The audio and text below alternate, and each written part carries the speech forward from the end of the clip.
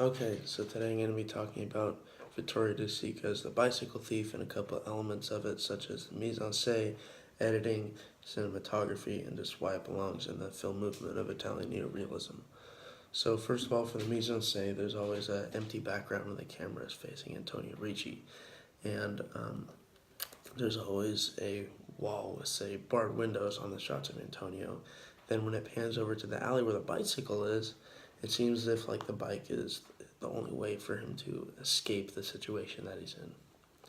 The costuming of the people in the background and both of people in the background and of Antonio and Bruno is dull and drab. The roads and buildings don't exactly seem too nice, and here the director is trying to portray that Antonio and Bruno are part of a middle or lower class society, and everyone who's a part of this society has to work hard for everything they own, which gives a little bit more significance to the bicycle. This makes it seem like it's more of a coveted item per se. For the editing in this scene, it's mostly slow-paced. There's long takes of Antonio's face, paired with a plethora of eyeline match cuts to clearly portray what he wants, which in this situation is the bike. The long takes of Antonio show the audience how hard it was for Antonio to stoop to the level of the man who stole his bike, and the purpose is to show that stealing the bike is against Antonio's moral compass. However, it's kind of like a necessary evil for him to keep his job and support his family. Okay, for the cinematography of this scene, I'm just going to go over a couple little things that stood out to me. There's an extreme long shot of people in a stadium, which makes the viewer understand that like he's the outcast and a misfit, all because he doesn't have a bike. So it's pretty much like all of them versus him, just because he doesn't have a bike and he doesn't have means to support his family and put food on the table.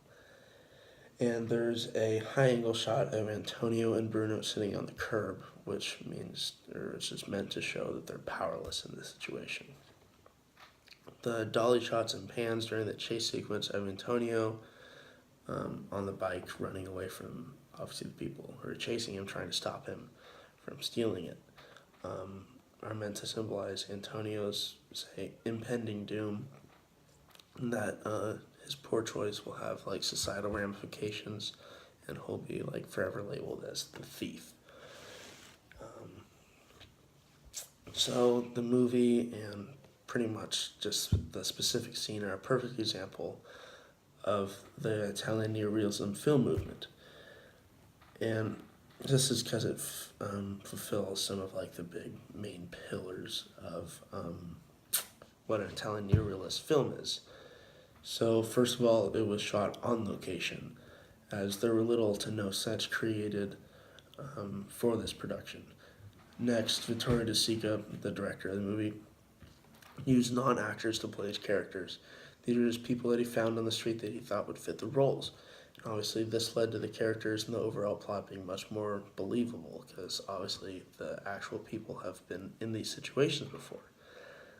There's lots of trivial micro-actions, meaning that there's like elongated shots of the background and just little unneeded things that help the viewer get a general gist and understanding of what the protagonist's world is like, which in this case is obviously Antonio's world.